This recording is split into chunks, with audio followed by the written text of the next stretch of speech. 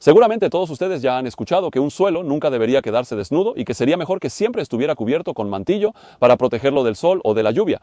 ¿Y si les dijera que a veces el mantillo no sirve para nada? Y a veces, como por ejemplo en este momento, incluso es bastante arriesgado mantener mantillo al pie de sus cultivos. Entonces, obviamente no siempre es el caso. No olviden que las reglas nunca son fijas y que siempre existe un depende. Les aconsejo que vean bien este video hasta el final para saber cómo elegir, de qué manera y en qué momento cubrir o no cubrir el suelo. En su caso, a usted y sobre todo, ¿por qué habría que hacerlo y qué pasaría si no lo hiciera? Comenzamos un nuevo episodio de Trucos Inútiles donde rompo ideas preconcebidas. ¡Vamos!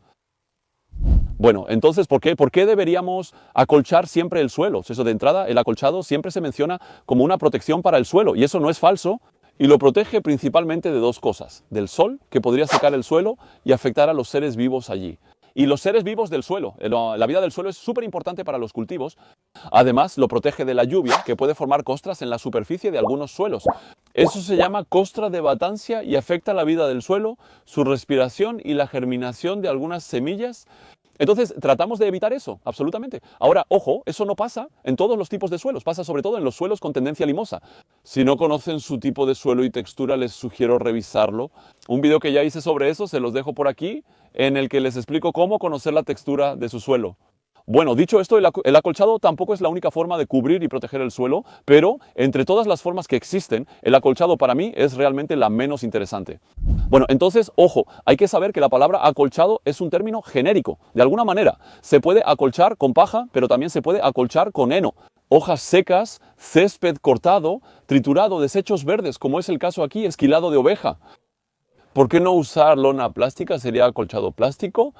De hecho, acolchar el suelo es cubrirlo con un material orgánico o inorgánico que está muerto. Ahora veremos por qué.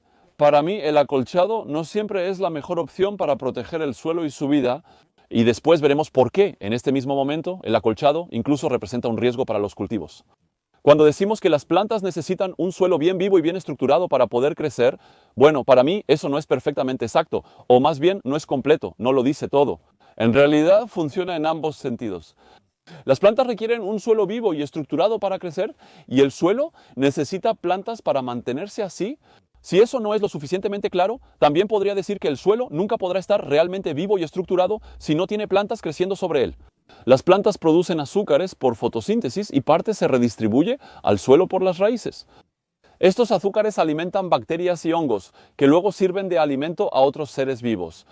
En fin, no les voy a explicar toda la cadena alimenticia del suelo, pero lo que hay que recordar es que la base de todas esas cadenas alimenticias son las plantas, y que sin ellas todos los que están debajo toda la vida del suelo, tarde o temprano terminarían muriendo de hambre. ¿Ven a dónde quiero llegar con esto? Imaginen en un suelo que estuviera cubierto con mantillo durante demasiado tiempo, donde no creciera ninguna planta ni ningún cultivo, toda la vida del suelo terminaría por desaparecer. Y eso no es todo. Las raíces de plantas, hongos y otros seres en el suelo mantienen la estructura aireada.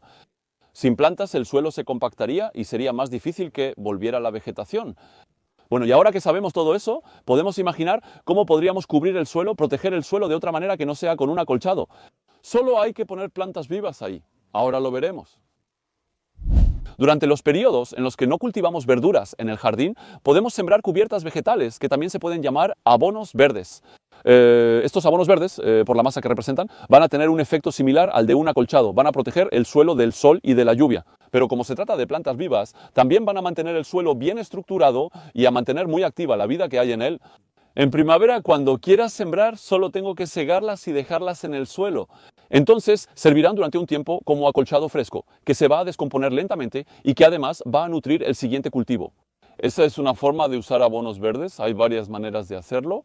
Si les interesa el tema, los invito a ver un video que ya hice sobre eso, les dejo un enlace por aquí si quieren ir a verlo.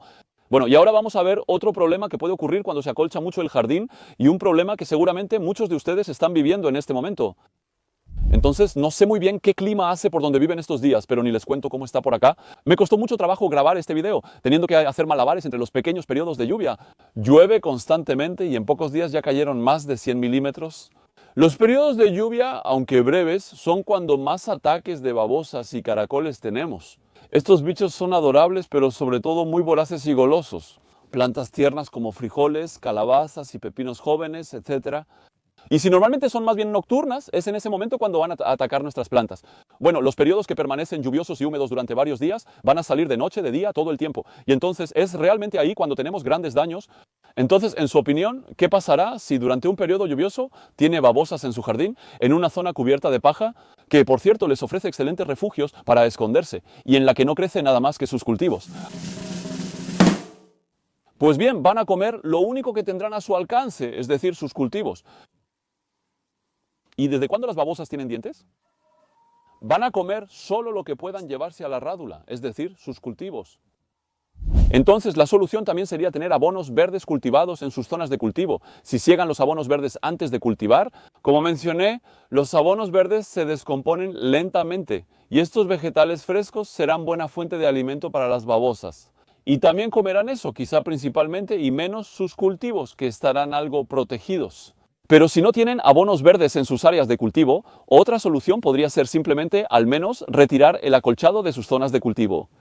Como les decía justo antes, el acolchado realmente representa súper escondites, súper refugios para las babosas y los caracoles pequeños. Y el hecho de mantenerlas al pie de sus cultivos hace que realmente estén en primera fila para venir a alimentarse de ellos. Por otro lado, recuerden volver a poner los acolchados después de las lluvias para evitar que el sol seque el suelo. Realmente hay que adaptarse según el clima que haga. Entonces, para evitar al máximo los ataques de los gasterópodos, aprendan a identificar los periodos que les son favorables. Por ejemplo, este año tuvimos una primavera muy lluviosa, tuvimos un periodo en el que había plantaciones jóvenes, tiernas y frágiles. Recientemente tuvimos heladas que debilitaron algunas plantas, haciéndolas más atractivas para las babosas. Y si además tenemos un jardín y zonas de cultivo limpias y acolchadas, donde solo crecen nuestros cultivos, no tienen nada más que comer que eso ahí. Cuidado, hay un riesgo. Entonces, cuidado. No digo que baste con quitar el acolchado para que de repente todo se solucione. Ya no habrá ataques de babosas y caracoles, pero al menos haciendo esto no les facilitas el trabajo y puedes vigilarlas un poco mejor. En un jardín equilibrado y sano, las babosas y caracoles normalmente no representan un problema. Si quieren conocer técnicas para manejarlas, ya hice un video sobre eso. Les comparto un enlace por si quieren verla y encontrar formas de convivir con los gasterópodos. Espero que les haya gustado. Si es así, no duden en decirlo en los comentarios, dejar un like, suscribirse para no perderse los próximos videos o incluso compartirlo. Y si quieren permitirme seguir económicamente para continuar haciendo este trabajo, pueden hacerlo siguiendo el enlace que aparece por aquí hacia la plataforma Tipeee. Gracias a quienes ya lo hacen, sin ustedes no podría dedicar tiempo a estos videos. Ánimo a todos con las heladas, lluvia, babosas y más. Debajo